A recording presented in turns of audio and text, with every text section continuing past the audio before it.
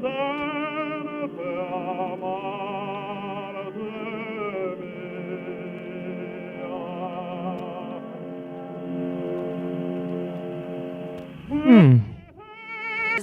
now? What is this voodoo magic, and how can it actually help you to sing better? In today's video, I'm gonna explain what straw phonation is and how the singing straw specifically can help your voice.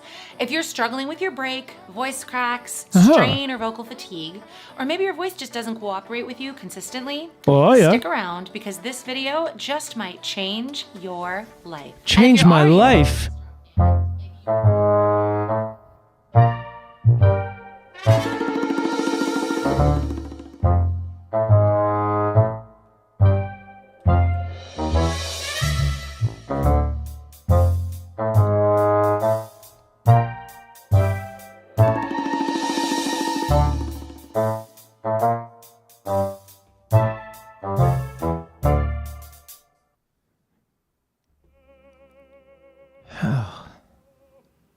I mean, who doesn't want to change their life? I want to change my life. I mean, do I want to change my life? I don't know. I'm not sure if we want to change our lives. I'm not sure if you want to change your life, but a lot of people are trying to change their life by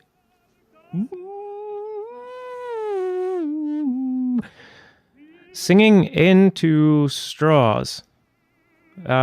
And now we've got these people selling special straws for singing. This is from what's the name of the channel? I can't remember. It's like vocalstraws.com or something like that. And the idea is that if we use these straws for singing, we can reap the magic effects of singing into a straw. So what do you think if you're here from This Is Opera, or if you're here from Mr. Opera?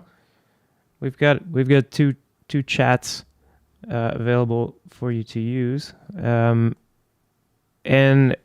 have you seen people singing into straws backstage, at auditions, etc., etc.? And does this make any sense? And then is there a real science behind this? And what's the deal with singing into a straw?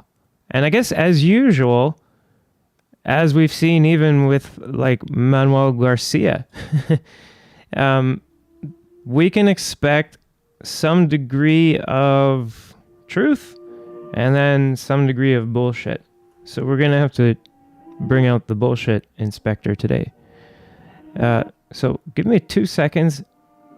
I'm going to go get my bullshit meter and I'll be right back. But before we get to the important part, there's an important message that I need you to watch about a homeless and starving friend of mine. So I'll be right back, and you just stay glued to the live stream.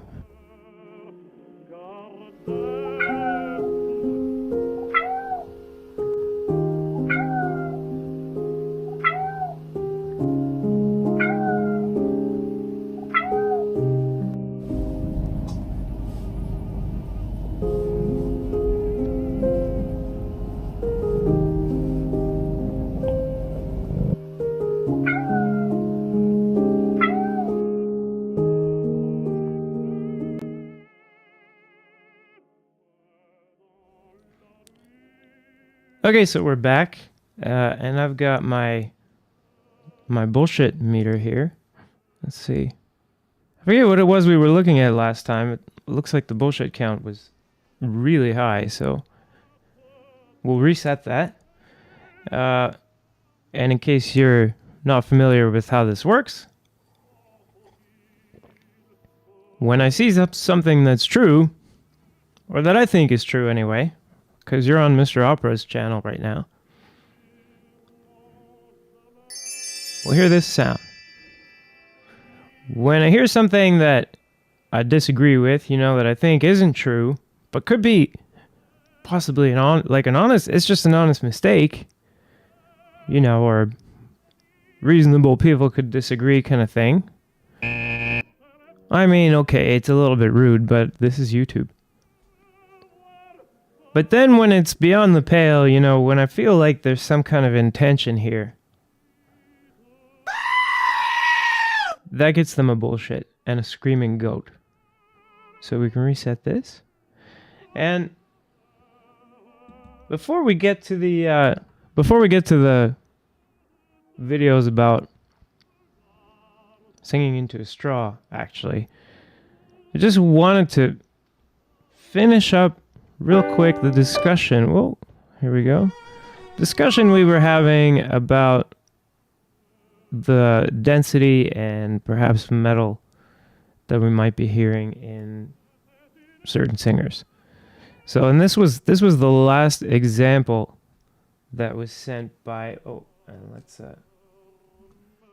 hide this count here, and I'm just gonna check in the chat here. Yeah, so I don't see my chats coming up. Try one thing here. So I'll be right back. I'm going to try to fix that. And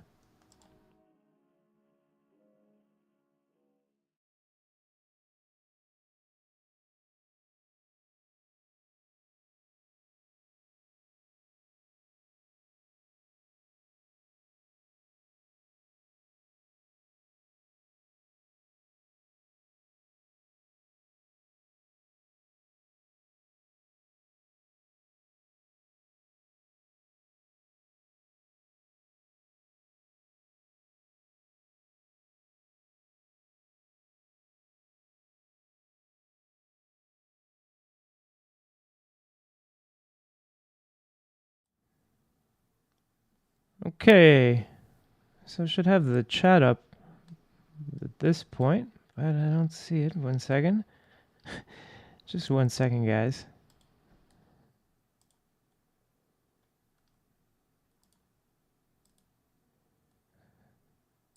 So there we go. Looks like we've got, this is opera. On one side, I'm not sure if I got things labeled properly, but one side is going to be this is opera, and the other side is going to be Mr. Opera. And, well, I don't really care which side you're on. I'm just glad that you're here, and I'm glad that I'm here. So, but back to this example that we were watching. This is, let's see, I wrote down who we were listening to. Clay Hilly, singing from Die Frau ohne Schatten. So let's hear some of this. And we'll just briefly touch on, because maybe it's gonna be important today.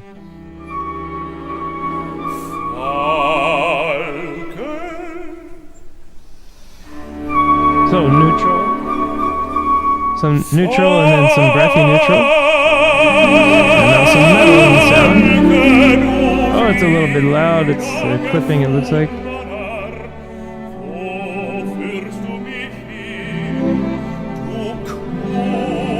So now some neutral. So Singing through a straw does what now? Sorry. What is this voodoo magic? One second. So he was just moving between, one second, between metallic and neutral. And the cool thing about this, and actually I'm going to have a question today that I don't quite have the answer to, that might be a clue for sopranos as well.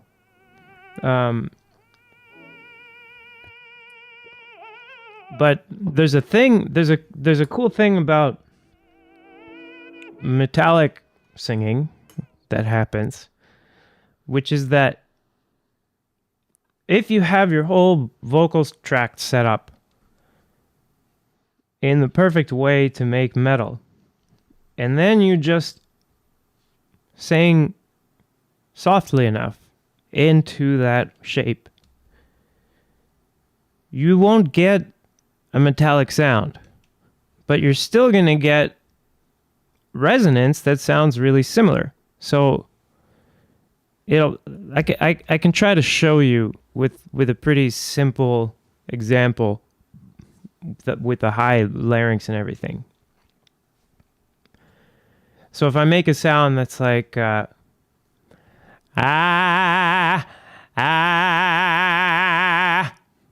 hope I'm not clipping.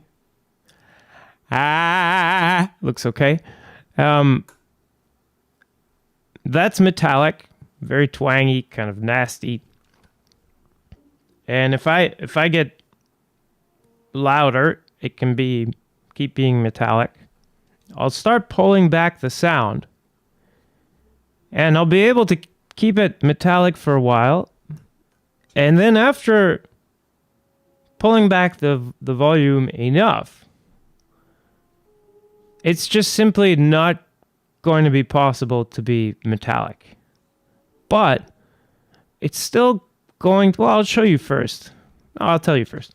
It's still going to retain a lot of the same, well, the sound color, all of the same sound color.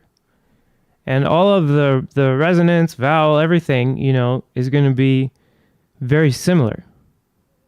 And some of the behavior of it is similar. So,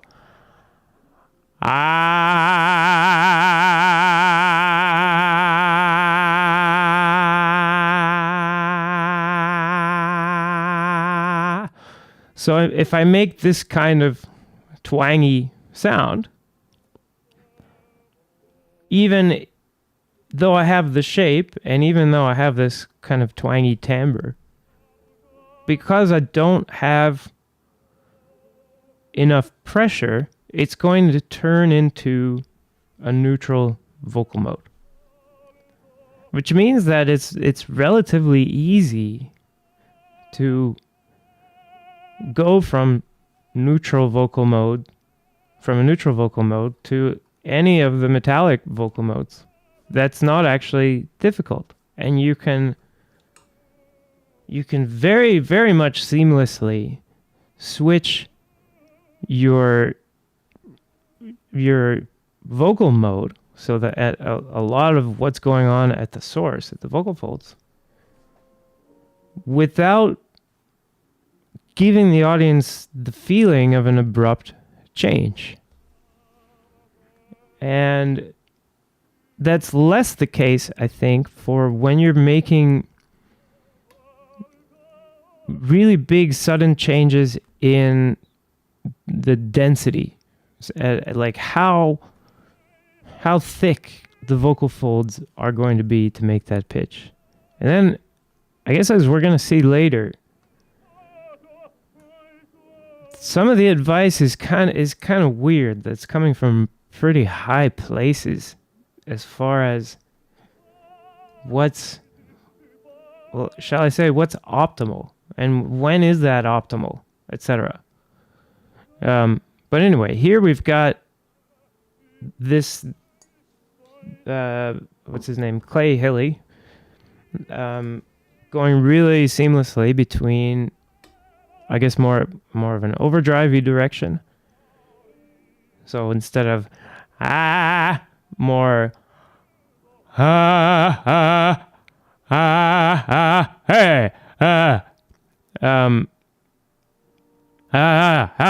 but you can turn that into a more classical sound.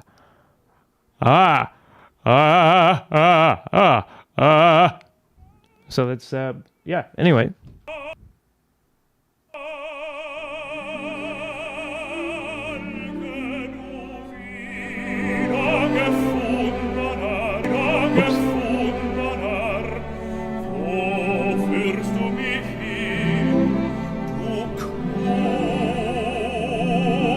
A lot of this is neutral. And Singing through a straw does what now? What is this voodoo magic? That's just the worst that does that.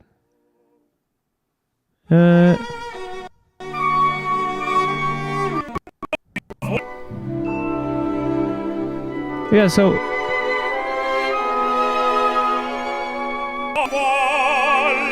I guess not a lot to say about this that wasn't in the same vein as before.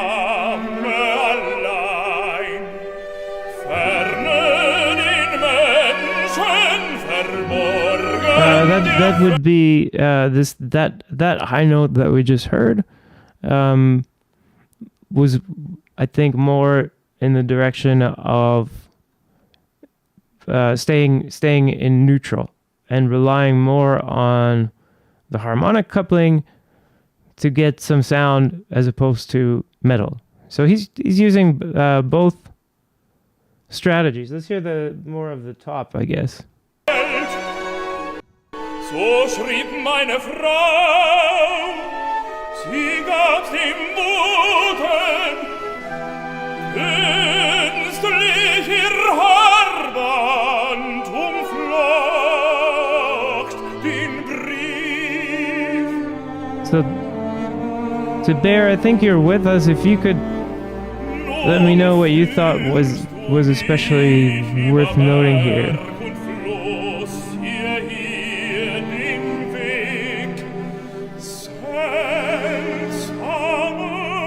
Sounds pretty great.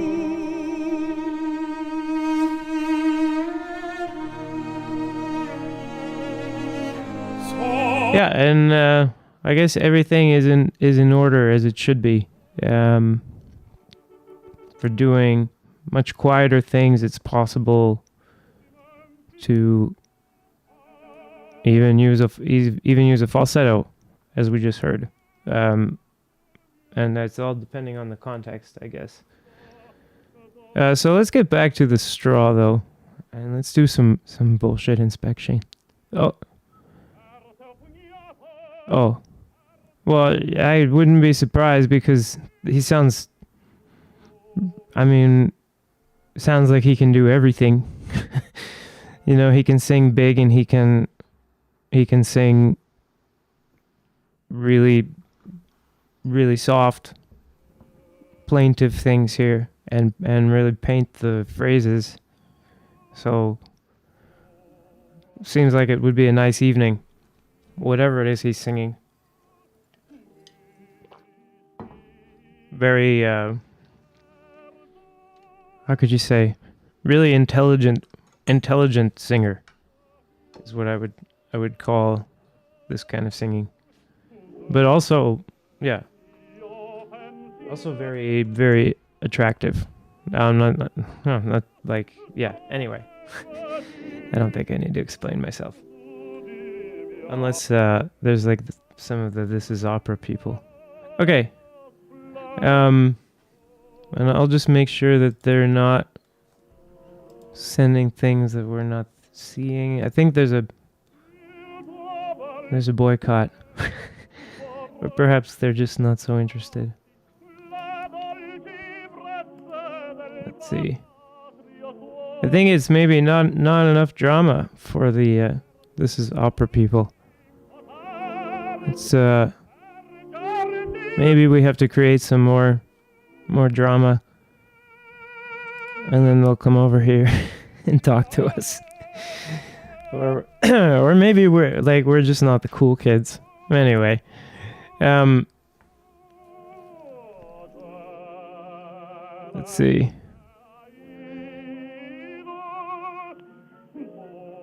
Where he uses FD Edge. Jeez, I don't know. Let's see. He seems more in the overdrivey direction so far. Let's.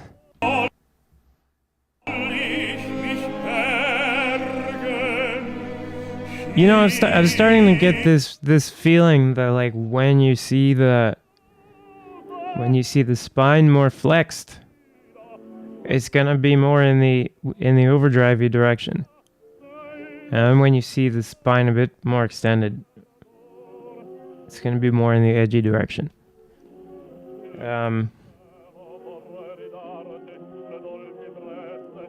Well, let's see.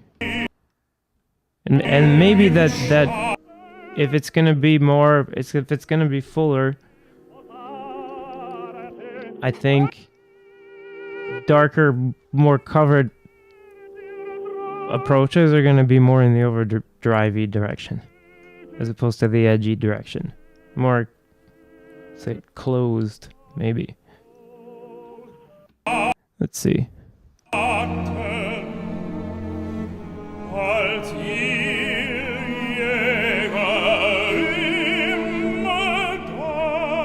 Oh, that's just beautiful. But I mean, it's none of the, that's none of the. There's nothing magic about that, like that. That's just soft singing. What's magic is the way he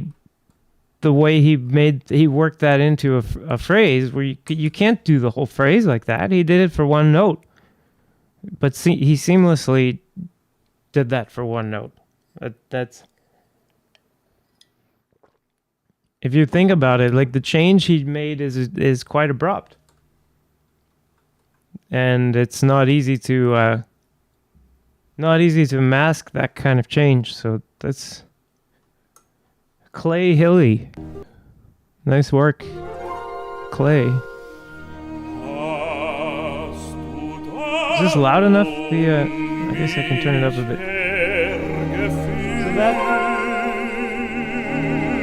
that was this slight, a really good example of, I don't know, what can we call it? A fetching knurtle? It's like when this knurtle effect is really nice. Like, I don't know if you think like Mario Lanza, but there's a lot of examples where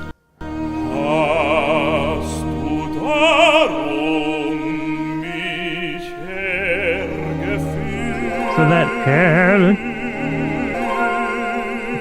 let's hear it again.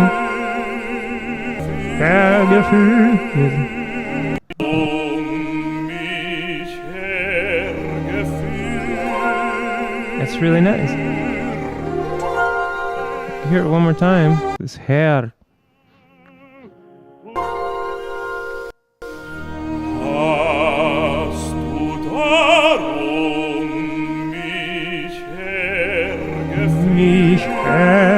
I'm exaggerating, but it's nice. And it stays neutral, but it rings.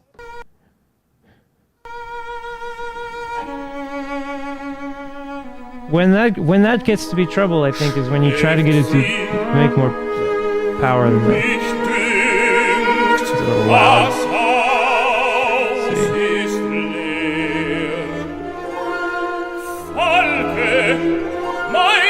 And that was just a really tricky one. That got away from him a tiny little bit. Let's see that low. Right there. So,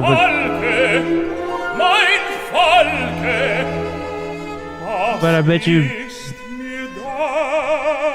3 hours earlier in the day that's a lot easier. This sounds great.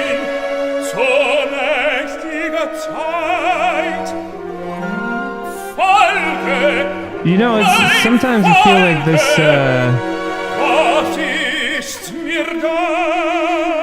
sometimes it's almost like what is held in tenoring almost is like, what can you do soft that still sounds somehow big? Where it's not louder or anything. It's just like in the way of being soft, you sense this power.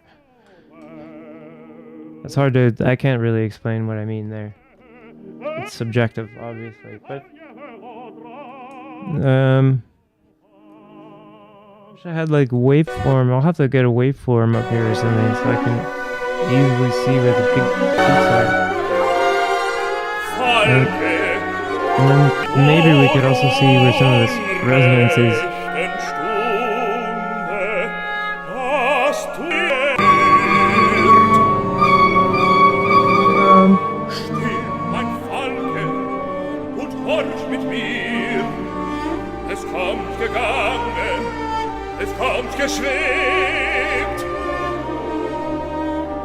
anyway, this I guess this example is kind of tough for these. Singing through a purposes. straw We'll have does to, what now? What is this voodoo I magic? have to really and how can excerpt that one, I think. Okay. So, but anyway, let's get on to singing through straws. So this was interesting because I started from watching this after seeing an Instagram video about singing into a straw. And it got me thinking about all the times I saw sopranos, especially singing through these straws. But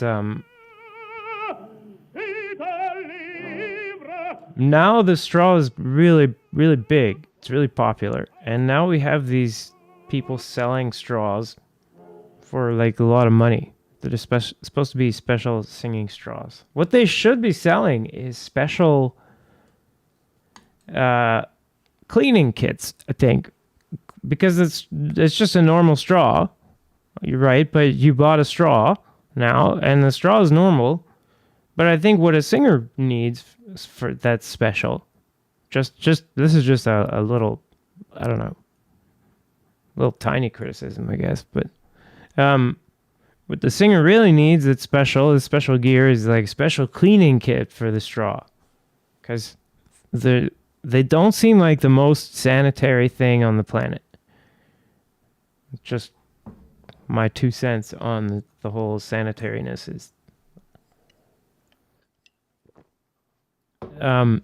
I got this as in a pack of metal straws from Lidl. So I have a fancy straw. I guess it's maybe too long or something. But let's watch a little bit about the claims. And maybe we're gonna have to watch a little bit of this and then move on to the daddy of straw phonation, the grandfather of straw phonation, the dean of straw phonation, and that's Ingo Titze, who's actually like big shot, big time vocal acoustics real scientist. So I'm picking on giants, I guess. But I think bullshit is bullshit, and I think I've spotted some bullshit. And well, I mean, let's listen a little bit to this bullshit. This is from, well, I don't know. She'll probably advertise herself. But anyway, the idea is that, so they're selling you straws. What now? What is this voodoo magic? And how can it actually help you to sing better? In today's video, I'm going to explain what straw phonation is and how the singing straw specifically can help your voice. If you're struggling with your break, voice cracks, strain, or vocal fatigue, or maybe your voice just doesn't cooperate with you consistently, stick around because this video just might change your life. And if you're already a singing straw fan, maybe you've just completed our... Right above my head now. That's her. If you want to go blow your money on a straw, you can go there. Special singing straw.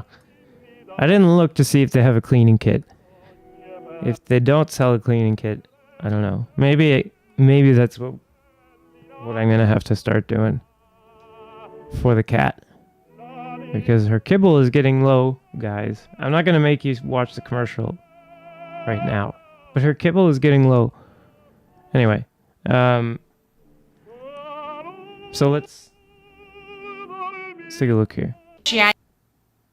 January Singing Straw Challenge. Congrats, by the way. I am so proud of you. Good job. Today, you're going to learn the why behind the straw, so that you can maybe help explain to your friends and family why you're walking around with a straw hanging out of your mouth. All right. Don't walk around with a straw hanging out. If you haven't met yet, my name is Whitney, and I'm a singer-songwriter, vocal coach, studio owner, and yeah, you guessed it, the creator of the Singing Straw and Singing Straw Pro, which are practical tools to help. She's the... Okay. I mean, She's the creator of a straw. Okay, I mean, I guess let's be. I mean, I think we're gonna have to be generous with this one. All right, let's see. Wait. And I'm gonna have to bring that up over here. Okay.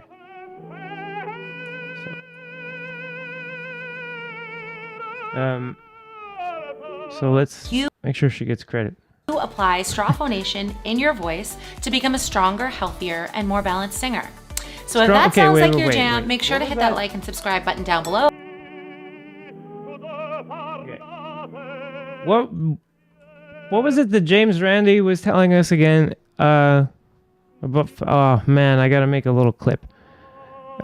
James Randi was telling us that they're supposed to be telling us, you know, what they can do, and especially and under what circumstances, under what conditions. So what this is going to do, apply straw phonation in your voice to become a stronger, healthier, and more balanced singer. So if that sounds like your jam, healthier and more balanced singer. So what's a stronger singer? Is that going to be a louder singer? Is that going to be what? What's a stronger singer? Does that mean you can sing longer? Louder? What? Higher? Lower? I don't know. A healthier singer. What's a healthier singer? So this is, I mean, that's a pretty big claim. What do I do? Like, write down that she made this claim here and see if she's going to support it.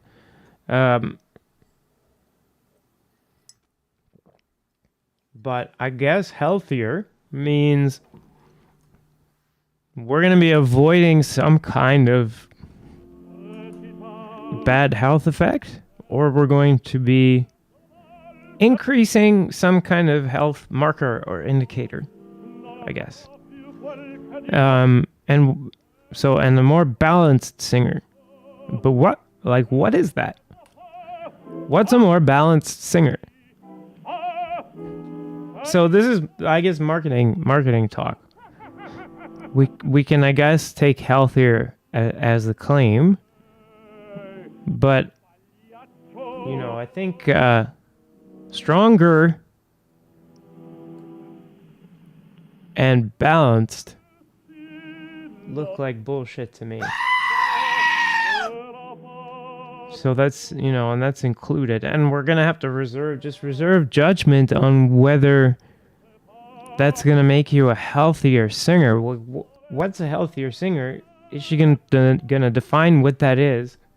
And then under what circumstances she's going to be able to show that happens, you know, like healthier how? So let's keep watching here. So if that sounds like your jam, make sure to hit that like and subscribe button down below, because we do a video every Monday on just that. So here's the thing.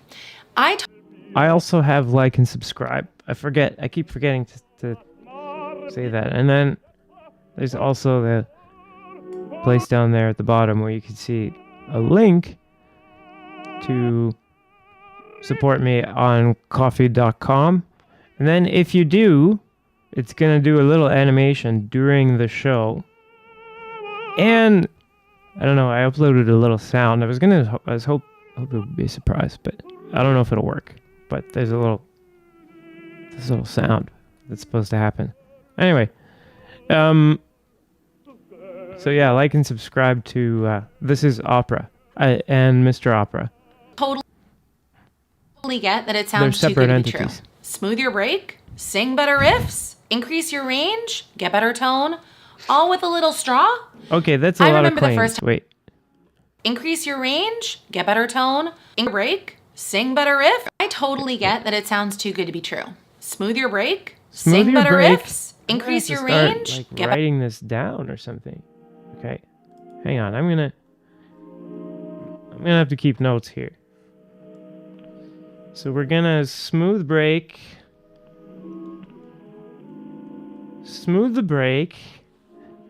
We're gonna, let's see. Here's the thing.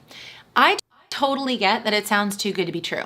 Smooth your break, sing better riffs, increase your range, get better tone, all with a little straw. I remember the first time straw phonation was introduced to me at a voice conference. Range? And I kind of thought I was on hidden camera. Like, range? What is this range? ridiculousness? So let's dive into the how and why behind straw phonation, better tone, as well as the singing straw. Yeah, what does it actually do? Well, if you've been to the Learn page on our website, then you know it's all about that back pressure. Back pressure. Because the straw has a narrow diameter. Now remember, this is part of the reason that size... all about that back pressure. I'm just taking notes here so that she's talking fast.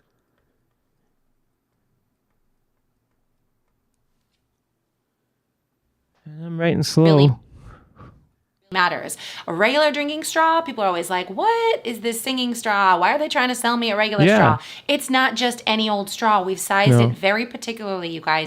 There is a reason for it. When you have a narrow diameter like our singing straw, original or pro, that partially blocks the airflow that's coming out of your mouth as you sing. This is called semi-occlusive. Okay.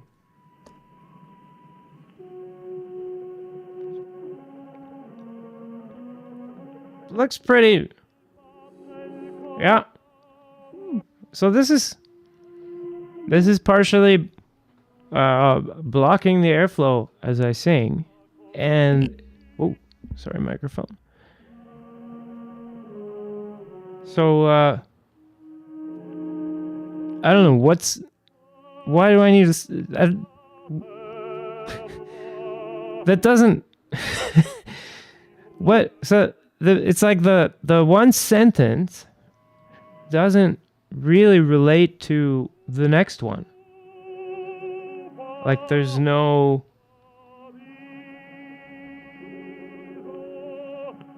relation between what was said at the beginning of the statement and what was said at the end of the statement, right? But then she acts like the two were related. So she tells us that having the size, this special size, what that does is it partially blocks the airflow. But guess what? That's true for any regular drinking straw. That's everything she just said is true for any drinking straw. So we have hi Bruno Peña. So, what is a good replacement for the singing straw that has the same effect and is completely free? The oo vowel. Well, I think, if you make a really small opening, you have essentially the same opening. Yeah. I mean, I'll go over what I think is I don't know. What are we really getting with the straw? We're gonna look at a little bit of the science, I guess, and she's gonna talk a little bit about the science. And welcome, by the way, Bruno. Thanks for your representing this is opera here. So I hope you take this responsibility seriously. Anyway. So, because of this distinction it's not even a distinction without a difference. Like she just didn't. I don't know. Like it's like the way she constructed what she just said is so scammy. It's so ridiculously scammy because it's all true. It's just that it's also true about the regular drinking straw that she said isn't. Like there's nothing.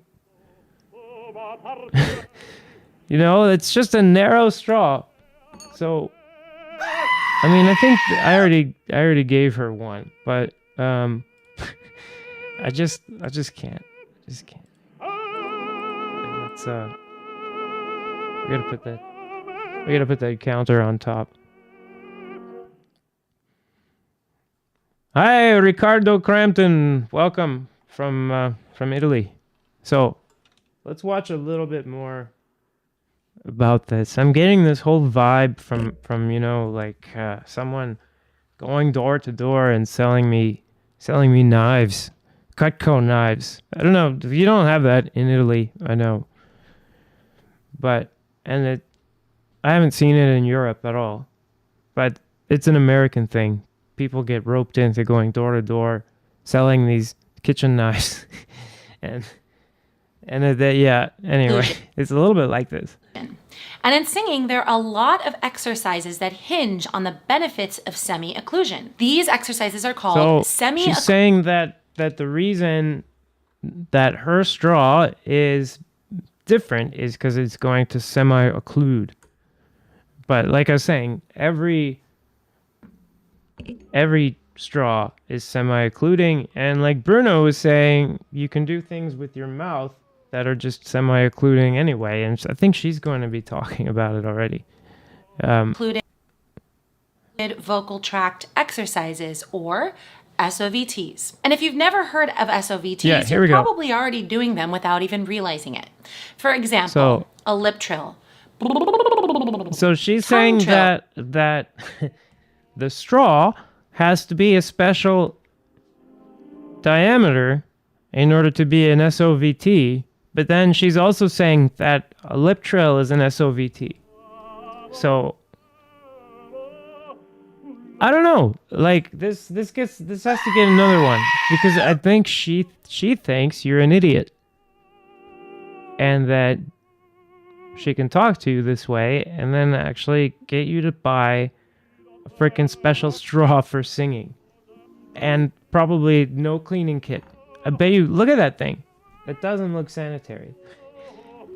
I'm a little angry. I shouldn't be angry. I'm not really angry. But, well, just that, a little bit. The consumer in me is a little bit outraged.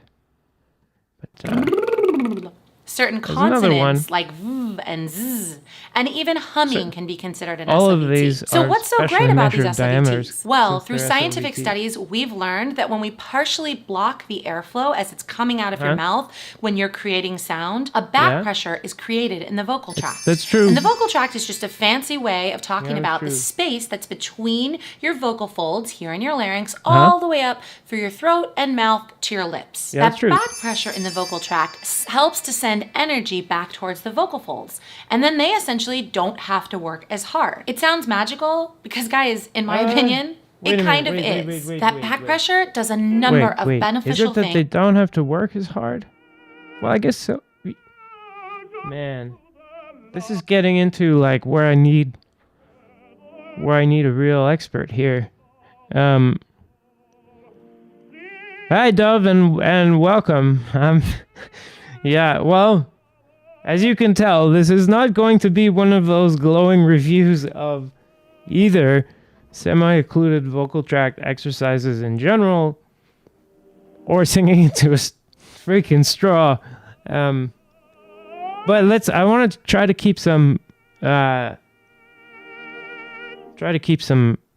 suspense here. So I'm going to reserve judgment on the straw, which doesn't do anything. Anyway. No, it does. It clearly does do something.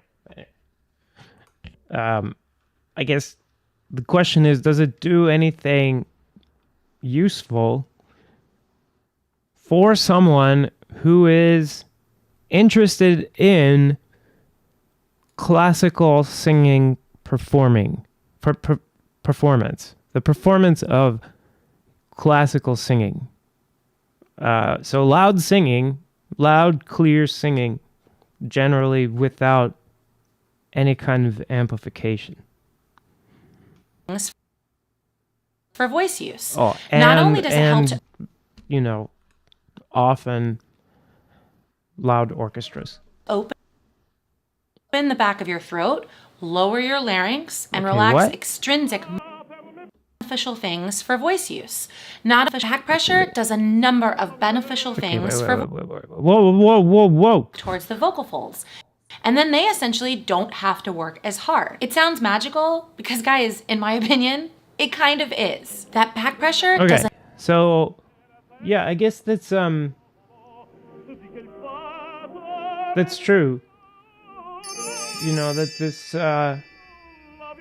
I think this is what we'll look at. We'll look at just the discussion from the end of a scientific paper that kind of started this whole thing, and we're gonna listen to the guy who started this whole freaking singing into a straw. What should we call it? Abomination. No, fad. It's not a fad at this point. It's like it's a trope. You know, you go backstage and someone is singing into a straw, nervously, trying to get their nerves calm by singing into a straw. I guess trying to be prepared for their singing that they're about to do. Anyway. Number of beneficial things for voice use. Not only does it help to open the back of your throat, lower your larynx, and Help to open the back of your throat. No. Singing into a straw can be done with the throat doing anything. Just you can do anything you want with your throat, as long as you can. As long as the jaw position that you're using allows for it. You know, because you can't be in just any position with all of your vocal tract while keeping your lips on a straw. Some of the extreme openings, for instance, that you could do aren't possible while keeping a seal on the straw. And then those aren't just shaping the outside of the face. You know, they're having internal effects. So So she gets scored on that. relax extrinsic muscular Dove, I mean, just to play devil's advocate, I guess I'll try to defend. Okay, don't take this as like my position, but I'll try to defend the straw. So some people carry around like a lucky coin, or they wear lucky socks or something. And so pursing your lips might be the same in a lot of ways as using a straw, but maybe without having that special, completely unsanitary singing straw that you have in your pocket. Maybe without that, it just doesn't have the ritual effect. It doesn't make you feel a little bit better about the fact that you have almost no control over your own destiny. Oh fuck. Anyway. Yeah, I hope the algorithm doesn't. I hope nobody heard that, right? I just said. No F words, F bombs. Yeah. But this energy actually helps your vocal folds to vibrate more efficiently. Think of it like resistance training. Yeah, so I'm not sure if that's what Ingo Titze is. Well, we're going to let him describe it. And then you can judge if that's how it's working. That back pressure helps to keep your vocal cords in good form or optimal coordination. But I think what the straw does more is encourages you to stretch out your vocal folds. But we're actually gonna see with Ingo Titze's own demo. Well, I'm not gonna give that. Let's just say Ingo Titze is gonna give away some of the overselling. To give you the most bang for your buck, so to speak. Bang. The most sound for the least amount of cost to your physical tissue. Having trouble bringing a lot of heaviness or weight up into your voice? What was that? Feeling the like most you're pulling sound for the least amount of cost to your physical tissue is not true. It's not true. And maybe it's bullshit. I'm just gonna put not true. Maybe she... No, I don't think she it's that's how untrue it is. But I don't think she's bullshitting, because it seems like possibly Ingo Titze is the one bullshitting about this. So while it is true, I think that... So, assuming you are going to stay in this kind of neutral mode, and okay, let's assuming that you're not going to be using epilaryngeal narrowing and pressure to get a metallic sound and to control flow. You're not going to be making your back pressure, shall we say, with epilaryngeal narrowing. Then, using your vocal folds in the way that... and shaping your vocal tract in a way that the straw might encourage will be maybe less... or will be maybe a little bit stronger. And will be a little bit less wear and tear on the vocal folds. But from just experience, geez, and also from as per what Ingo Titze even seems to mention, the really sustainable way to phonate is not by stretching out your vocal folds and staying in a neutral mode and trying and relying on what the straw encourages you to do. In my opinion, that's like exactly the wrong approach for most practical circumstances.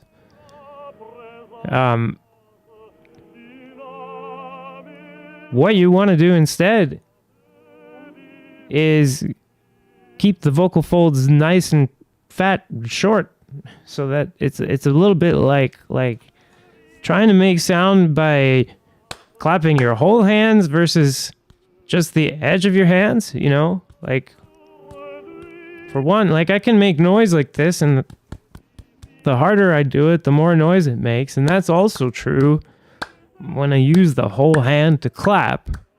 But for making the same amount of noise, using a really thin edge is okay. Less of the tissue is getting exposed, I guess, to some kind of vibration. But everything about it that's going on is more stressful for the things that are participating. So the edge of your hands is getting... And you're not making a lot of noise like that, so you're going to have to hit the edge of your hands really hard.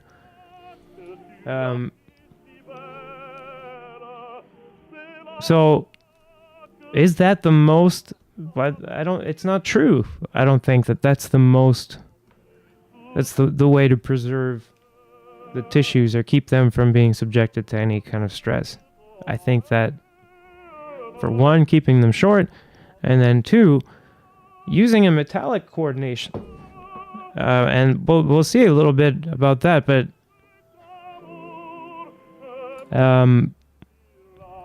yeah, I'm a little, okay, I'm perturbed here. I marked it already. Straining as you get higher in pitch?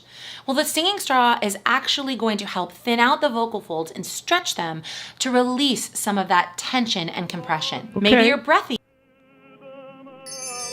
This is true. That is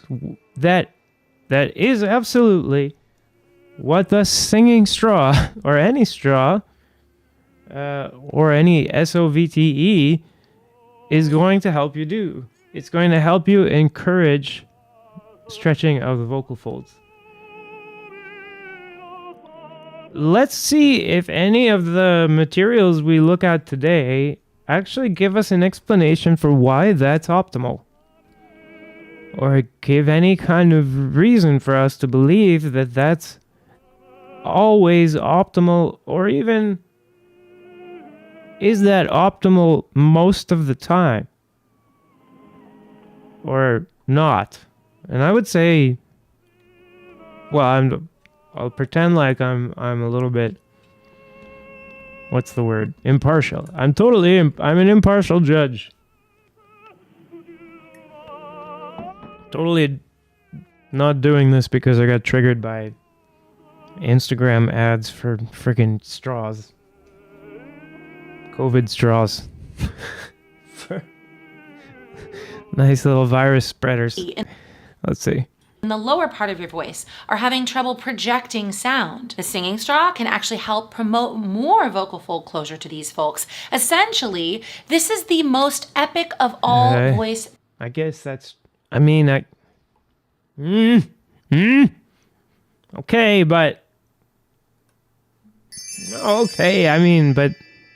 vocal fold closure. So, okay. It's true. If I make a sound like, hey guys, welcome to Mr. Opera. And now I just add some vocal fold. Hey guys, welcome to Mr. Opera.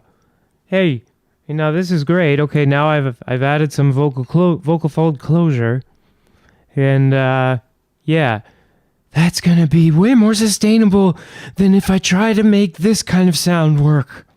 This is all true. This is all true so far. Making any amount of sound beyond really, really soft with a breathy vocal coordination is gonna destroy you. And if that's you, and you use your singing straw and you start encouraging just more closure, okay, that's probably better. You're better off than where you were. Okay. But if you're interested in using your voice when there's competing noises in the environment without amplification, so you're a school teacher, you're an opera singer, whatever, and you're in this speech range,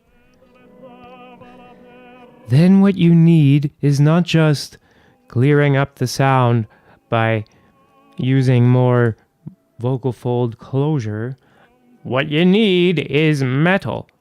You need more pressure, and you need epilaryngeal narrowing.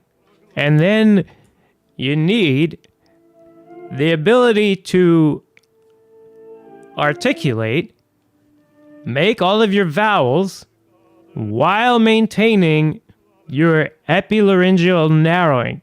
And it might mean compromising maybe your ooh vowel a little bit, because maybe you're outside and you need to project, right? Or maybe, you want to do it this way. This is going to work. You can project like this, but you need some degree of epilaryngeal narrowing, and you need enough pressure to get it going. And singing into a straw to get your voice to do this isn't going to get you there. So, as far as strengthening the speech range, unless this was your goal, which it probably isn't, this vocal coordination I'm doing right now, then your singing straw is probably not your best choice.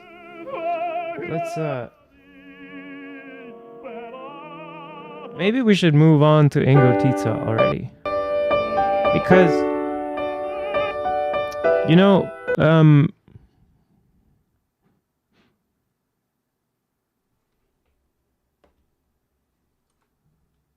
she's not going to support any of this, but she's going to talk about... who talk several...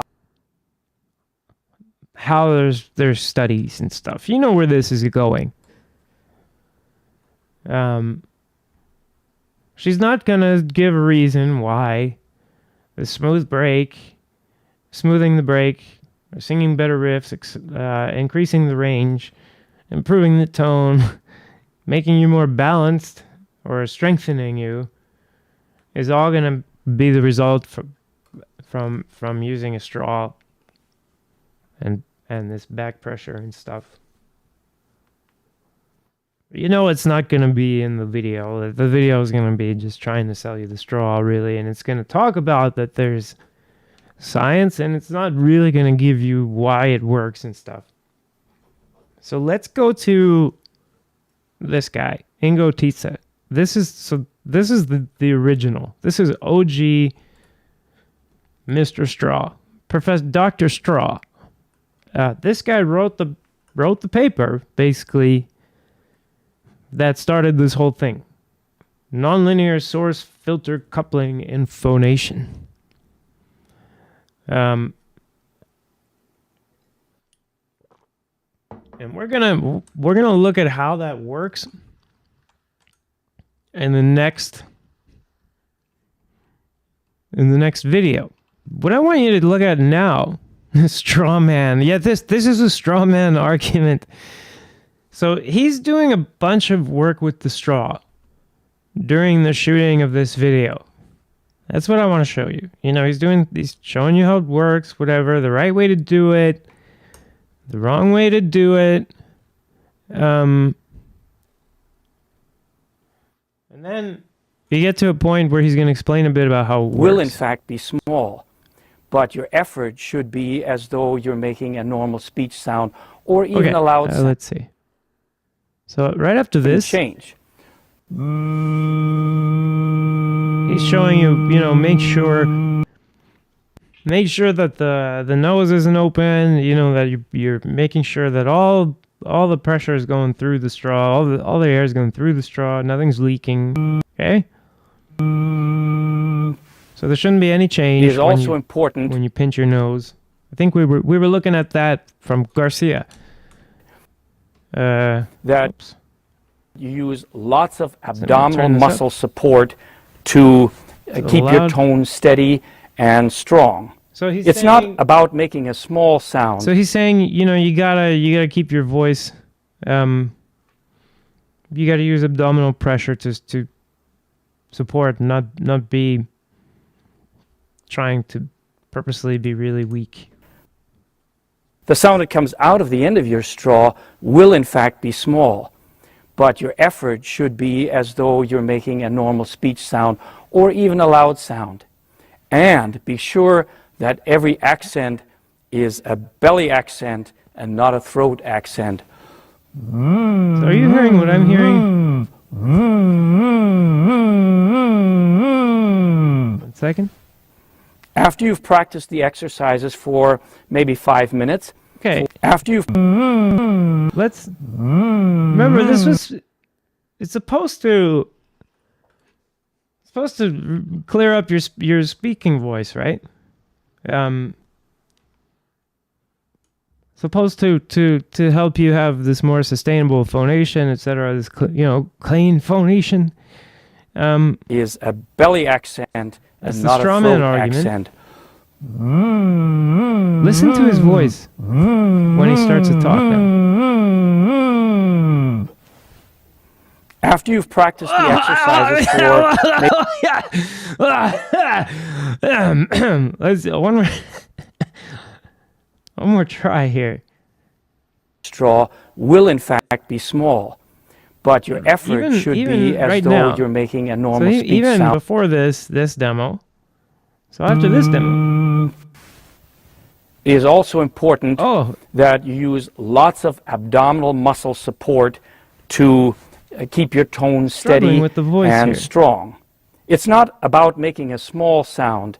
The sound that comes out of the end of your straw will in fact be small, but your effort should be as though you're making a normal speech sound or even a loud sound.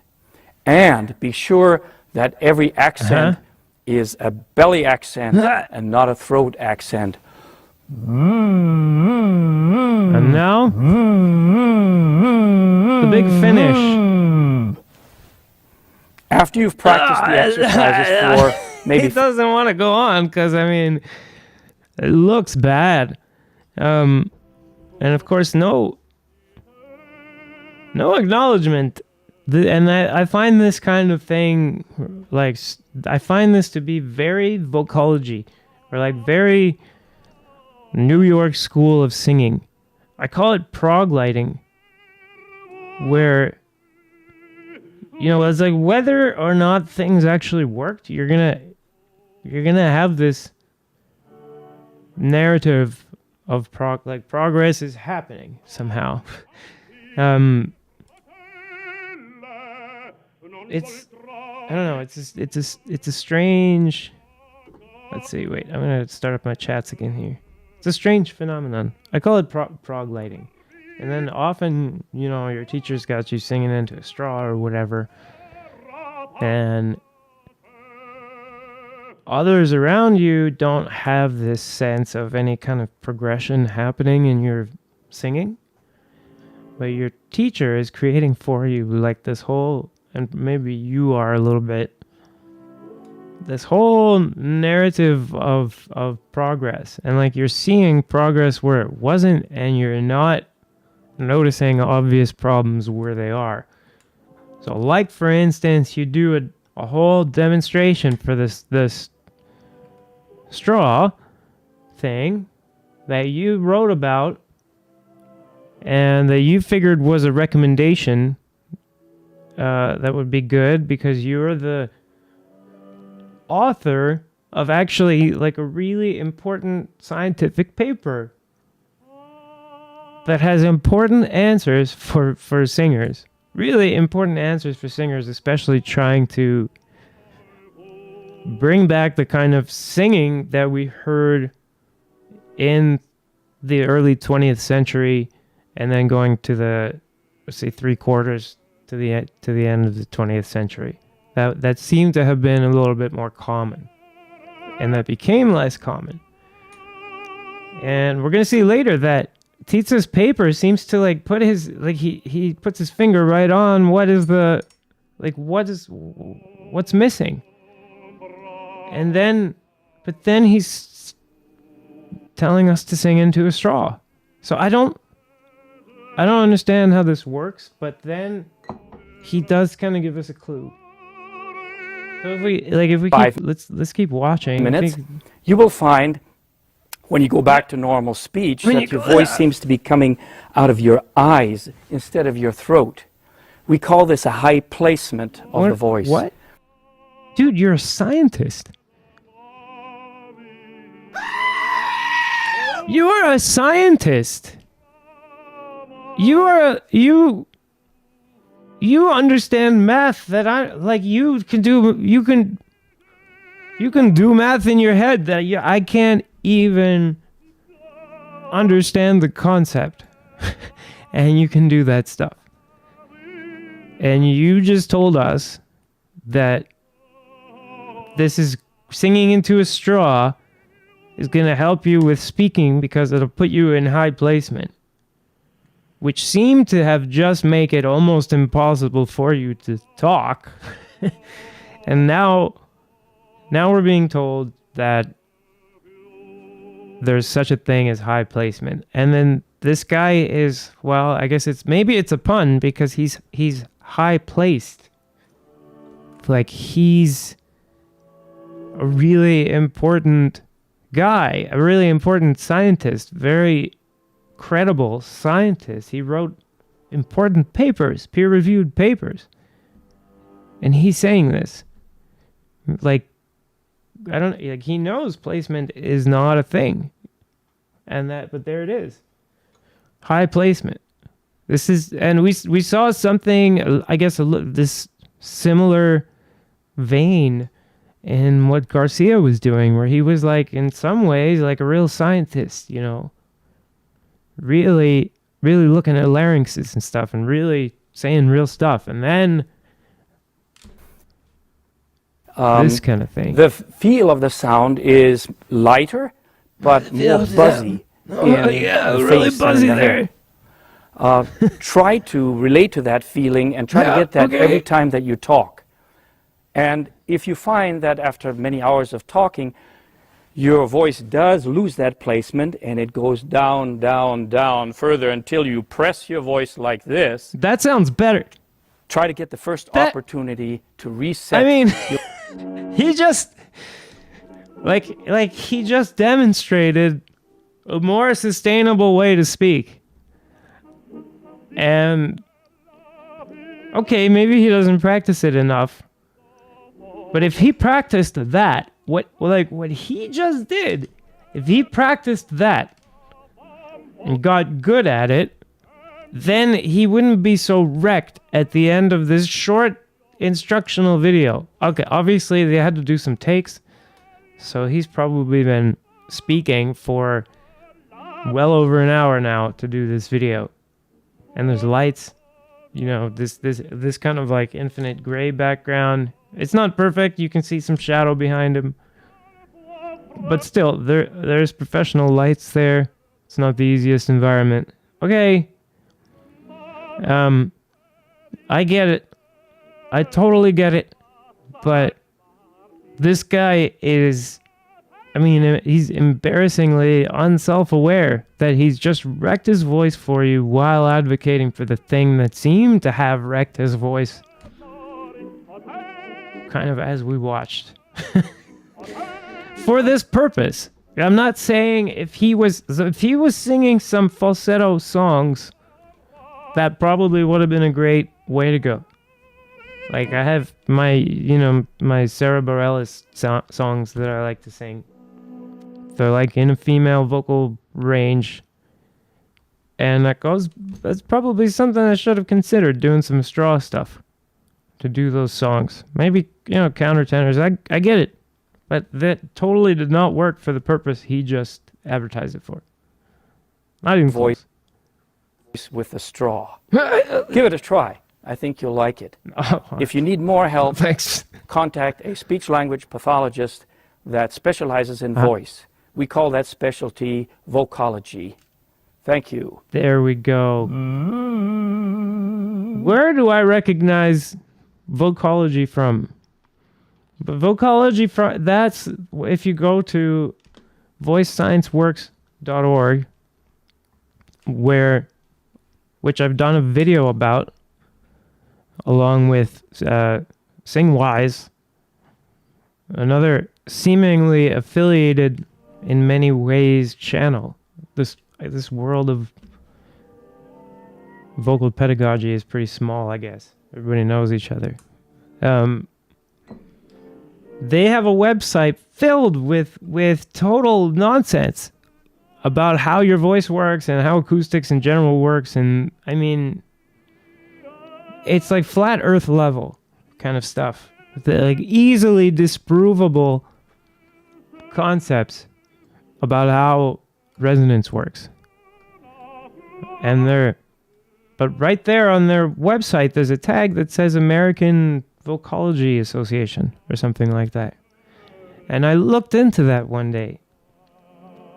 And there was like on the board for past board members, there was Ken Bozeman, blah, blah, blah, and Ingo Titze. So I think what this straw is all about is not about necessarily, so let me ask, is maybe this straw thing not completely about any kind of science? Or shall we say, not, is the part about how the straw functions, etc., that's okay, that's science. But let's keep in mind, maybe, that the part about using one in the first place and why you would want to hasn't really been... Well, okay, I didn't show you any I guess, science. But so now the question is, I guess, what's the support for that? I haven't seen any science on, for instance, like singing into a straw will, shall we say, smooth breaks of singers, where smoothing a break is defined broadly and is still precisely defined, but broadly defined. So smoothing a break under a wide variety of circumstances, so that you could say straw is related to smoothing breaks, as opposed to, yes, you can find some circumstance where the thing that straw encourages you to do would smooth something that you would call a break. But, you know, speaking of, by the way,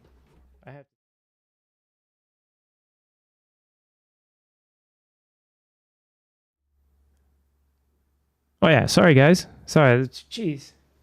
Just, that was really rude, and I just totally broke my joke, because I was talking about a smooth break, and the whole joke was that, like, well, speaking of a smooth break,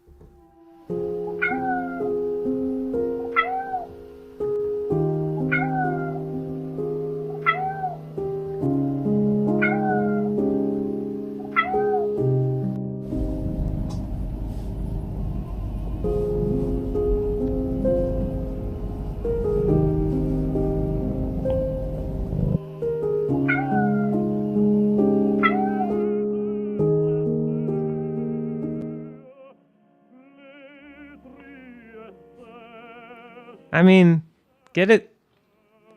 Smooth break? Yeah, so anyway, this is this American Institute of Vocology. Or whatever, American Vocology Institute, something like that. So I think that's maybe a clue as to where some bullshit could pop up here. If there's some kind of financial reason to be bullshitting. And this vocology thing is maybe a potential suspect. Singing through a straw does. Look into a bit more. I found this video where we have a bit more of a interview kind of thing. But your straw video has gone viral, and everyone is using it because it works. There's an immediate difference we feel right after we use this thin straw, and many describe it as... It has gone viral. That's true. But I have to disagree with... And now I guess I'm mixing scores here, but I guess everyone on Team Straw is getting scored here. So it is true that it's gone viral, but I have to disagree that it's because it works. I feel that it has gone viral and people use it because it helps them feel like they have some control over an out-of-control environment.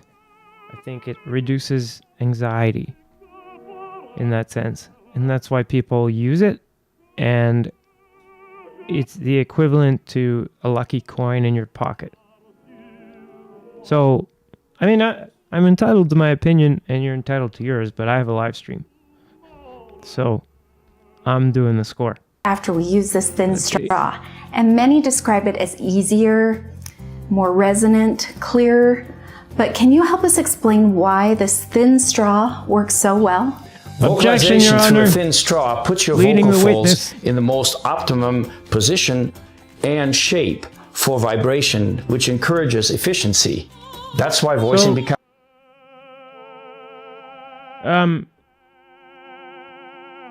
Let's review real quick.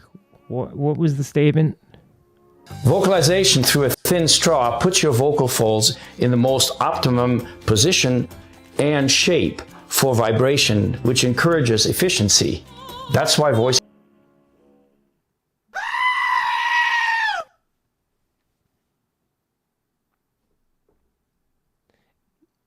I'll tell you why it's bullshit. And why I think he knows better than this.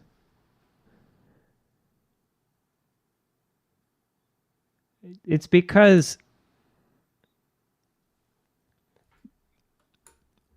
optimum position for efficiency is kind of like, it's a non-statement that nobody can check. For what efficiency? And let's review. Let's be be careful. And shape for vibration, which maybe encourages. I used my bullshit sense. So now we have to break it down. It's usually right. Put your vocal folds in the most optimum position and shape for vibration, which encourages efficiency. That's why voice. It's a word salad. What? I mean, when your vocal folds are less stretched out, they can still vibrate.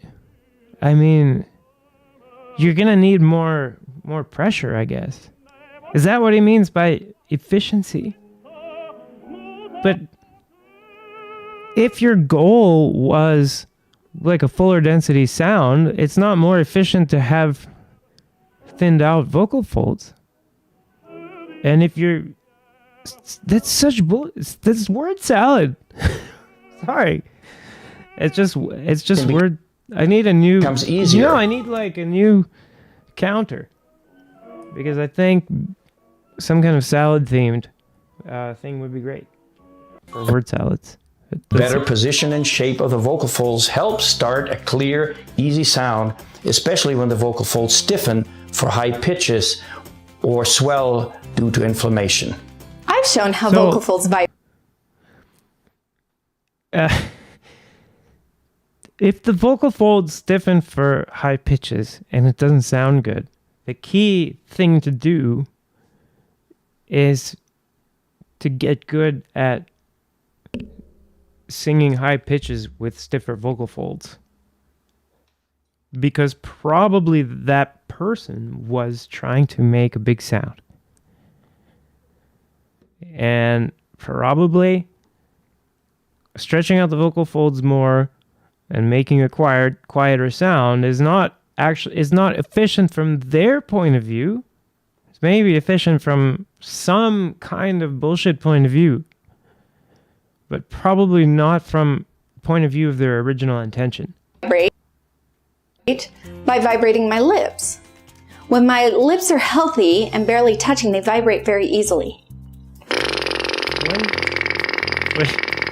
When my lips are healthy and barely touching, they vibrate easily. Okay. Stiffen or swell, they leak too much air. She didn't stiffen or swell her lips. She's stretching them out with her fingers. And then she's not bring them closer together. Bringing them together firmly.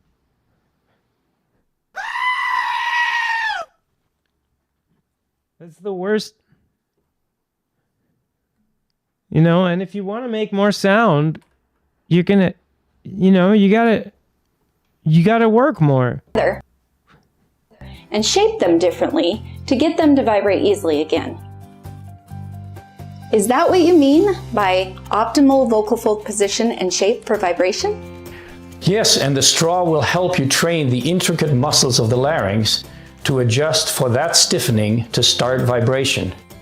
When your lips were stiffer... Okay, but it's true in a sense, I guess. For that... it's true for the vocal mode he's using to talk. But like in the last video we saw, he demonstrated a way better approach. He just doesn't know how to do it with very much skill. And I don't know, like it would make his speaking voice stronger. He'd have to like anchor his neck and stuff, probably. But yeah, David, quantum bullshit counter would be great. Oh, look at that. How's it? Number 8, just hanging out there. Okay. Anyway, you had to just how they come together. You probably squared them up, which required less pressure to start the vibration. Okay. Yeah. So if you're relying on thinning out the vocal folds more, and the back pressure is already there for you, etc., you're gonna get this effect, you know, from singing into a straw, where you will work on the laryngeal part of the coordination for a lot of, or some possible ways that you could phonate. In particular, I guess, ways that don't have a lot of back pressure on their own, if that makes any sense. Even though this is making the back pressure for you. What it's preparing you for is, well, they actually showed a video of a singer in mouth position that's realistic for what you could expect. So you'll see, like, you know, these totally non-extreme mouth positions. So a high note, but the singer has a mouth like, you know, something like this. And that's what Garcia was talking about. So I guess singing straw helps you do this Garcia stuff.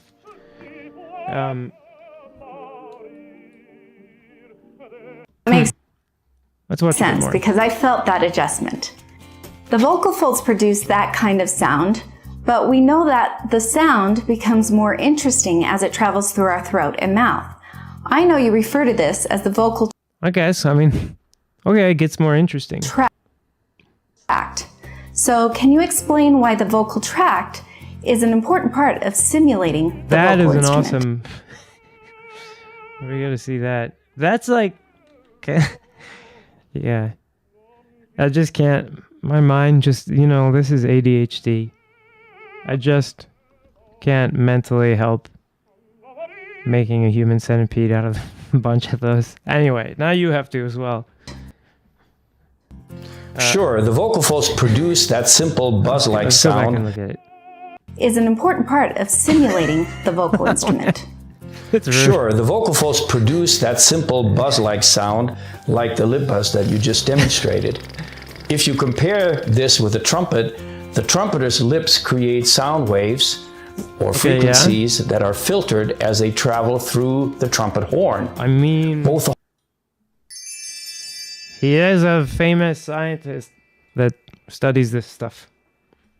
So, obviously knows a thing or two about resonance. Horn and the human vocal tract resonate and selectively boost sound waves produced by the lips and our vocal folds. The resonance of these tubes allows for the unique sound you hear in both instruments. So why use a thin straw to train muscles into optimal positioning and shape? It doesn't produce a big sound like a trumpet at all. The sound produced when you use a straw is small on the outside, but that small vibration of the vocal folds is ideal for training because it allows you to find optimal positioning and shape before full vibration and collision of the vocal folds take place. Yeah, that's bullshit. It might be true sometimes. The reason it's bullshit is because when it's not true, boy, is it not true. And I guess if you're not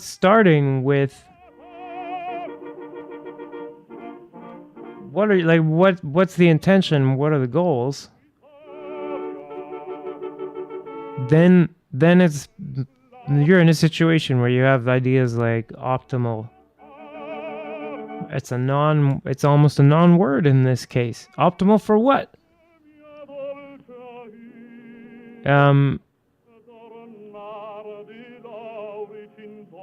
If it's yeah, that's just true, Dove.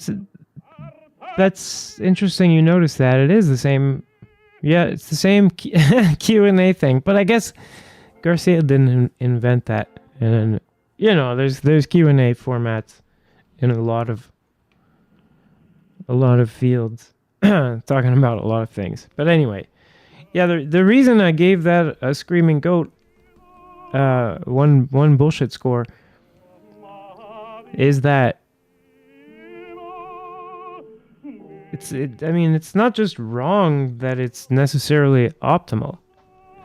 We're going to see that he actually, not just that he ought to know better, but that he does seem to actually completely know better. He's completely aware that the key to creating this sort of effect that he's talking about with the back pressure is epilaryngeal narrowing. So a training tool that is putting you in an optimal position for phonation with epilaryngeal narrowing is a training tool that encourages epilaryngeal narrowing. Or perhaps a training tool that discourages or makes it more difficult to have epilaryngeal narrowing, while someone who is aware of how to do and able to narrow the epiglottis is fighting that resistance to actually manage some epilaryngeal narrowing. So you have those two kind of training approaches, I guess. The more therapeutic one, where something is helping you do the job, and then more progressive overload direction, where you're applying training stress. I guess the stress one is actually training. The other one is learning, something like that. But it's not training. Training, I guess, is when you stress. Like if you train a bonsai plant, you're hurting it somehow. Like you're applying stress, but not killing it, and that causes it to adapt. So I guess to be training, it should be some kind of stress that makes it harder for you to narrow the epiglottis. This does neither. It doesn't address epilaryngeal narrowing. It doesn't really help you definitely doesn't help you keep the vocal folds short, because it encourages you to lengthen them as much as possible. So, and if those two are like the biggest things you need to get a big sound, it can be quite efficient. It's more effort, I guess, but very sustainable when you need to make a lot of sound compared to what he's recommending. And we saw like his voice get completely wrecked especially in the modal range, in the speech range, from doing these freaking straw exercises, because it seemed to discourage his epilaryngeal narrowing. And then, like right in front of the camera, he seems to, like, he gets his epiglottis a little bit more narrow, and he firms up his vocal folds, and voila, his voice sounds much, much, much better, much clearer, and more resonant, we would say, even though it's it's a subjective word. Anyway, so, but there's some important true stuff coming up. I see. The vocal folds collide hundreds of times a second, so training them without wearing them out is fantastic. But why thin straws? Do they work better? Wait. What was that? Because I think there was a true there. Take place. Ah, I see. The vocal folds collide hundreds of times a second, so training them without wearing them out is fantastic. But why thin straws? That's true, right? I mean, wait, we gotta be generous. This is Ingo Titze. I'm never gonna be able they to work get better? Vocal pedagogy job now. You know, that's fascinated me for the last few decades as I study air pressure and sound waves in the vocal that's tract. That's Pavarotti bot, and that's really cool. So, but another reason this guy should know better. By computer simulation. Thinner straws have two benefits. The steady back pressure from a thinner straw resets the vocal fold shape as they vibrate. It separates them. Okay. True. At the top and when that's needed. That's also what's happening when you narrow the epiglottis, if I'm not mistaken, according to his. And allows you to square them up to lower the lung pressure needed to start vibration. The other benefit of the straw is that it maximizes an interaction between the vocal folds and the vocal tract as sound waves are reflected back to them. This Okay, so it's really lengthening the vocal tract, I guess. Yeah, and so, but I don't know. I can't comment on that it's making it easier to start that you can start phonation with the lower lung pressure. I don't. This is where he's the other benefit of the straw is that it maximizes an interaction between the vocal this folds is the famous and source filter non-linearity here. A second. Do I have my chats up? Yeah. Okay. So source filter nonlinearity is, or nonlinear source filter coupling is what started all of this. Tract as sound waves are reflected really back to them. This interaction also and the vocal tract to start vibration. This is the other benefit of the straw is that it maximizes an interaction between the vocal folds and the vocal tract as sound waves are reflected back to them. This interaction also helps them sustain their vibration. So to sum up, so he's told us about, and this is pretty important. And this is true stuff, and really important. He's told us about two kinds of interaction, basically. One is this back pressure. That's helping reset the vocal folds, blah blah blah blah, and the other one is this acoustic interaction from sound waves getting reflected, and then the timing of those waves is assisting with the oscillation of the vocal folds. So that's all true stuff. That's all going on. And the straw is increasing those effects. The back pressure, which we'll see in a minute, where you get that when you're normal singing, not through straw. And then as far as I know, this second type is, for instance, what a tenor is using, or a soprano is using, or a mezzo, when they turn over the sound. When they cross the passaggio, and turn over the sound. And that's as far as I know,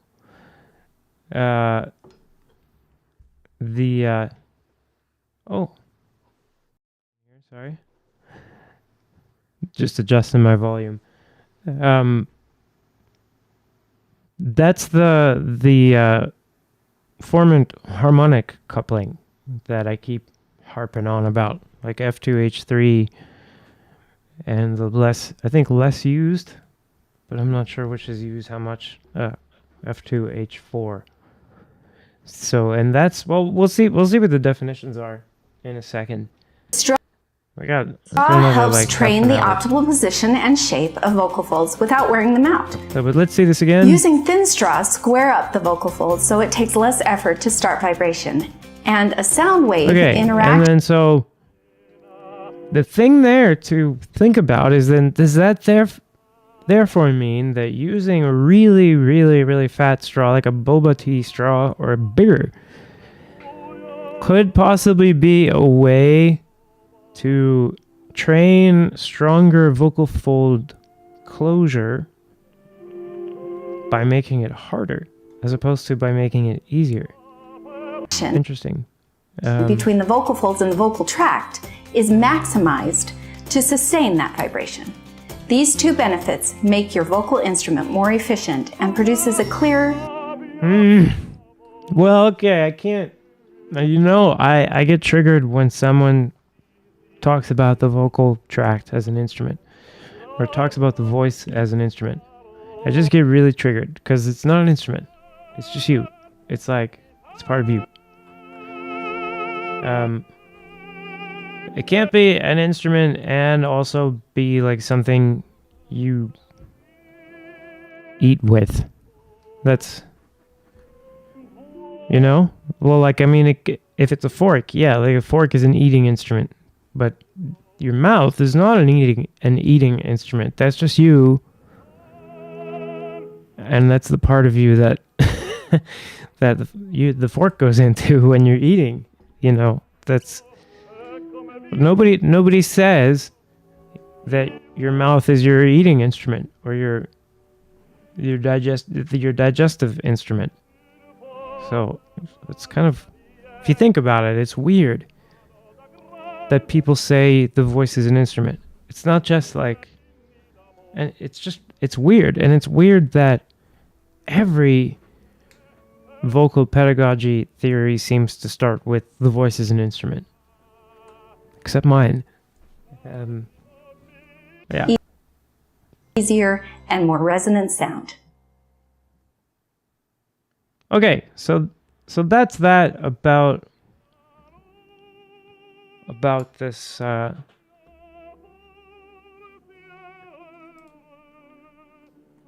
straw, as far as the video that I have ready for you. And I mean, we didn't really see any explanation for why anything was going to do anything. But let's take a look at this paper. Sorry for scribbling my notes there. Nonlinear source filter coupling in phonation.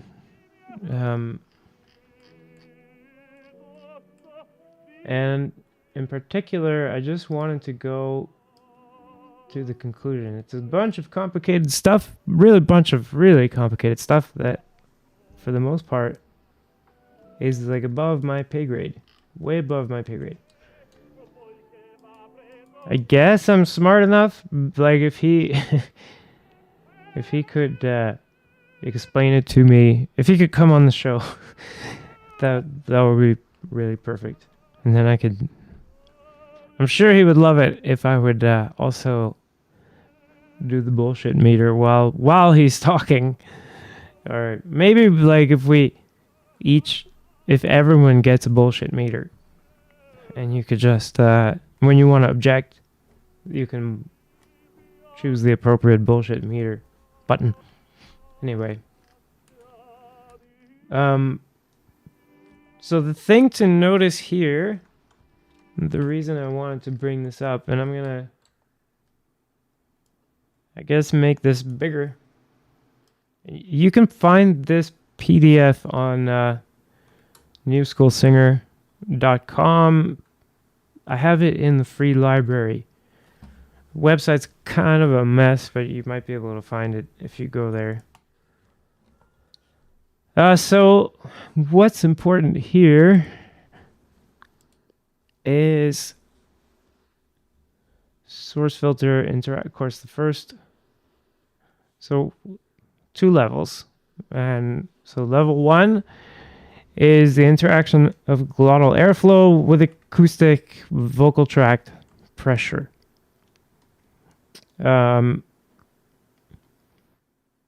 That's the back pressure, I assume, that we were talking about before, and maybe some super duper smart person. If we have any, do we have any vocal acousticians in the chat? No? Okay. I'll come back over here. If there's no vocal acousticians in the chat, then I guess that makes me the most qualified here, in which case everything I say is true. And also, you saw it on the internet, so everything is true, and nothing is bullshit from what I'm saying. I'm just kidding, by the way. So he gives us a description of what's going on. I guess it's worth just reading. Source filter interaction has been divided into 2 levels. Level 1 is the interaction of glottal airflow with acoustic vocal tract pressures, even if vocal fold vibration is undisturbed. Excuse me.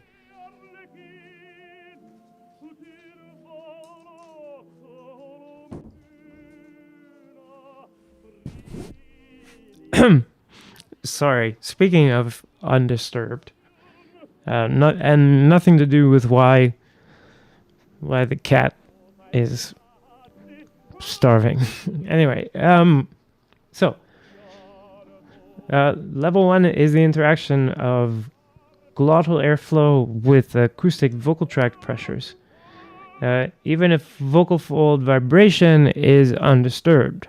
The interaction parameter is the mean glottal area by the effective parallel combination tube area of the subglottis and supraglottis, etc., etc.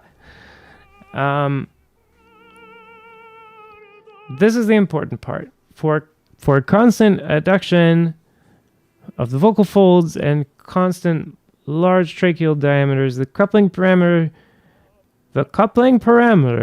becomes the cross-sectional area of the epilarynx tube. That's the important parameter. The cross-sectional area of the epilarynx tube for level 1 interaction. And it says level 1 interaction produces harmonic distortion frequencies that contribute to the source spectrum. This changes the source. Not the resonance, but the source. And so that's, I guess, a nonlinear interaction. And that's, well, it is. It's in the paper. It's level 1. And he says it's present in all speech and singing, male and female. What I want to know is it present in all speech and singing at all pitches? Because I'm not so sure. And he's saying it's old news, described for nearly 3 decades. And contributes to the spectral slope. So this stuff from the Visualizing Vocal Acoustics, where I showed you the different shapes for the vibration, with the skewing, the opening versus the closing, etc., etc. And this is what's increasing the maximum flow declination rate and therefore intensity, so also controlling the flow of the air. And that's, where we see this effect with metallic singing, for instance, where it's loud, clear, but we're not moving a lot of air. And that's not due to extra closure, necessarily. So we've got Titze himself mentioning epilaryngeal narrowing. That's really important for a level 1 interaction. Now, what about level 2 interaction? Level 2 interaction, and that would be like what we saw in the video. You know, he even had it labeled number 2 there. It's realized more in high F0, so high for higher pitches, for which the dominant harmonics are near the formants. So where you can get these formant harmonic couplings because they're close together. So I'll use my little highlighter here. Level 2 interaction is more for higher pitches. Blah, blah, blah. So then it makes sense that if you're wanting to rely, I guess, exclusively on this, maybe that the straw would be maybe a good idea. I don't know.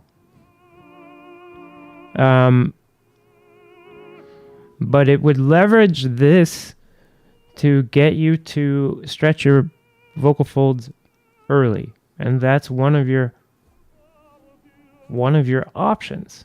But you were watching the man himself demonstrate this over and over again, and then when he goes to speak and he's not in a range where this level 2 interaction that he was getting his vocal folds to rely on are particularly relevant, then he gets into trouble because this straw exercise that he's recommending for basically everything and anything and everyone really has it. There's a limited context in which it works. It works in the context of, if I have some vocal inflammation, for instance, and I do this exercise, and I do a specific test for vocal inflammation that's looking to see how much the cover of the vocal folds is able to vibrate freely. Doing this tends to get an immediate short-term improvement in that kind of test when there's a little bit of inflammation. But this same state of having a little bit of inflammation is completely irrelevant to any of the vocal coordinations, or most of the vocal coordinations that I'm actually trying to use in my professional singing. And if someone were trying to speak in public, for instance, they might want to use vocal coordinations that don't have anything to do with what this straw encourages you to do. But the other thing is that the straw gives you all the level 1 interaction served up already. And it seems to me like the goal in the speech range where he's having trouble, and it's totally explained by his own paper, is not to get level 2 interaction and to have avoided working to have level 1 interaction, but it's to have this strong epilaryngeal narrowing so that you're controlling flow, you're increasing your maximum flow declination rate, and getting a metallic sound. And if you do that in your speech, and it's a shame that he actually demonstrated a better way to manage your speaking voice, but then he dismissed it as the way as what you're trying to avoid by singing into a straw. So it was all true, but all bullshit. So anyway, yeah, that's that. I guess I'm gonna, if we got any last questions, or if you have any experiences with the whole straw thing, I'd love to hear it. I think I think the whole talisman thing is the real reason why even guys like Ingo Titze are encouraging this straw. It's really obvious when you look at this singing straw video that it's all about making a buck. And I don't fault anyone for making a buck, but sell the cleaning kit for the straws. Don't sell the straw, because anyone can get a straw.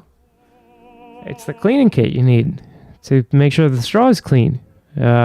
Straw clean, ultrasonic straw cleaners. That's what we need for nobody.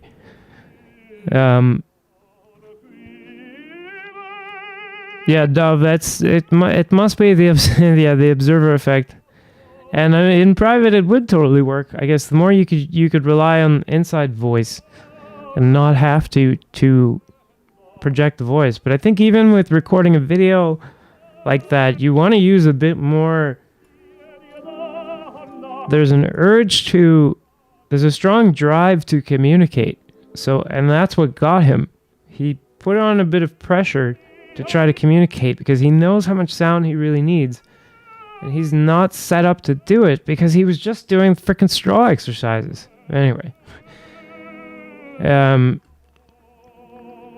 Yeah, Paul, give it a try when you're sick. If you're like recovering from being sick, when your voice is really hoarse, I guess. And look up there's a YouTube on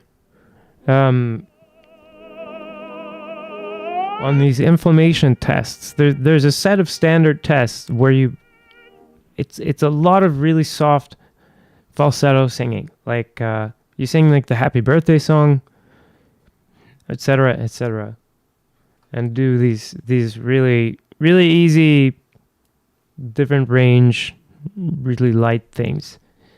And if you're not able to phonate without adding pressure, or depending on how light you can do it, you can measure how much inflammation you have. And I think when there's a bunch of inflammation and the vocal folds are really, shall we say, disorganized or whatever, you can get some short-term improvement with this. So it's not crazy. And I think if you were, like, maybe if you're doing,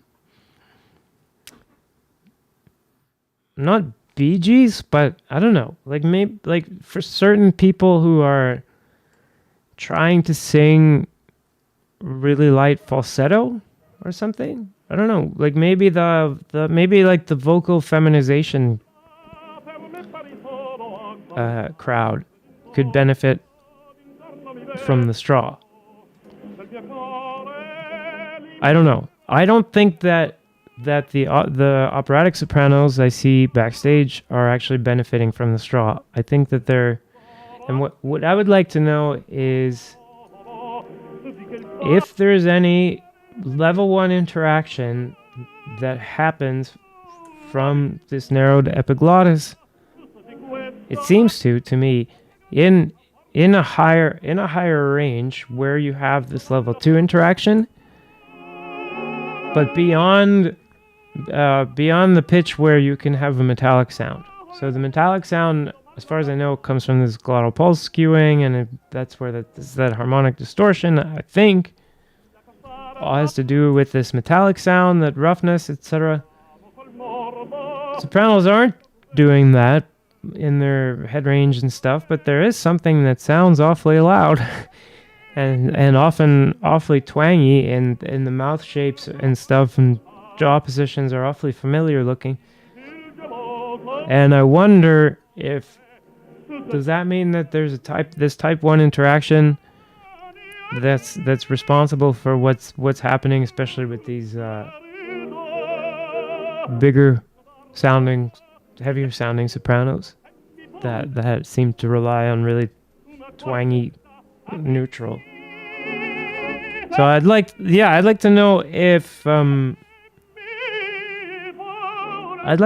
there's an effect that I'm not aware of with some sopranos using twang in a way that boosts their sound, but that isn't explained as metal and doesn't cause the sound to be metallic. And like, why doesn't it cause the sound to be metallic? Is it purely the frequency? Is it purely like the pitch range that makes it impossible, or what? What is going on?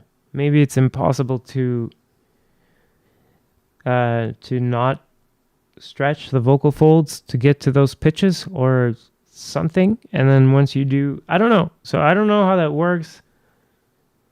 I would love to have some answers, but I can tell you that this is bullshit, this whole straw thing. And especially this whole singing through singing a straw here. What now? What is this voodoo magic? And how specific voice? Let's see if they show them close up. And I'd love to know what the prices are.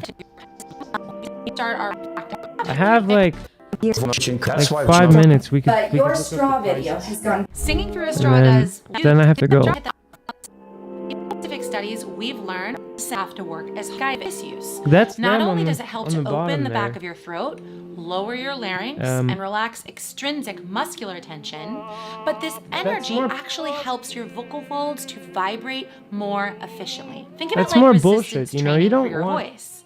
That back pressure helps to keep your vocal cords in good form. That's super interesting. Optimal coordination, which allows them to give. That's straight out of Douglas Stanley. The relaxing the extrinsic musculature. I guess this is like speech level singing stuff. Comes with a cleaning brush. That's good. Did you see the price? I mean, the cleaning brush is okay, but then how are you cleaning the cleaning brush? I guess dishwasher. But I'd like to see some serious sanitizing with that.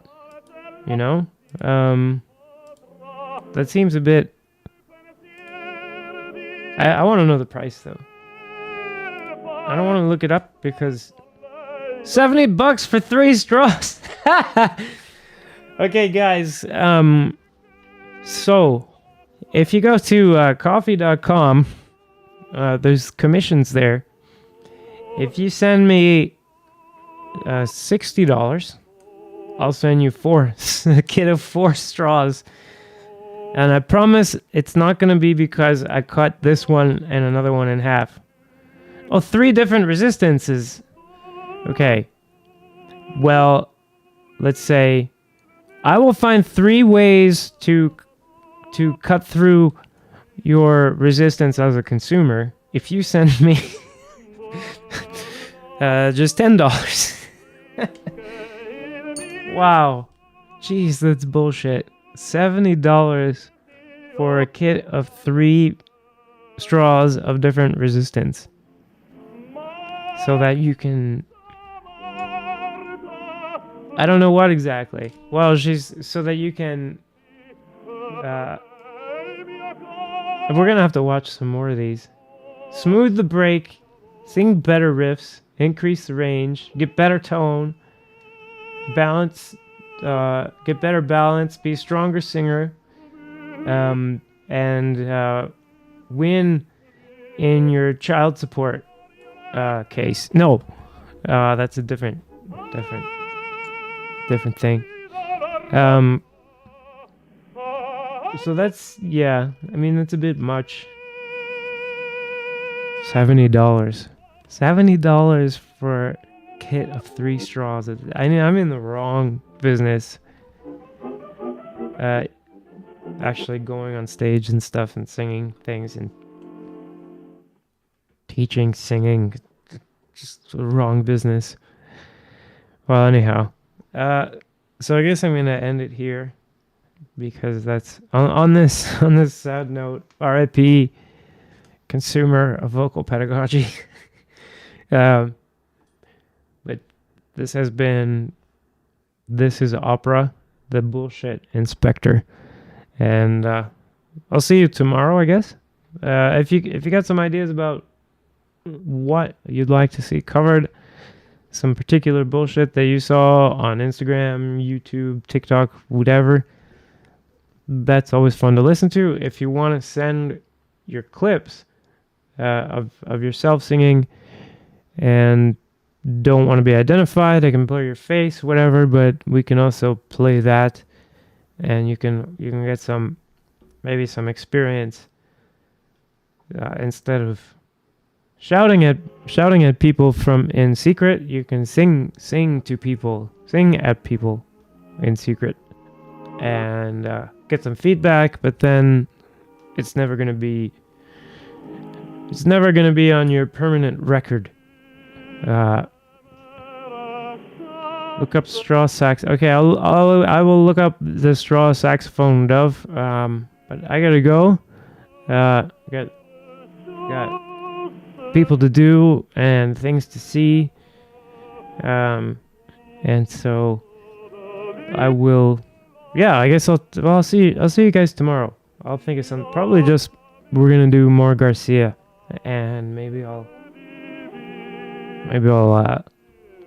watch some videos, get some choice things to watch. Anyway, so see you guys.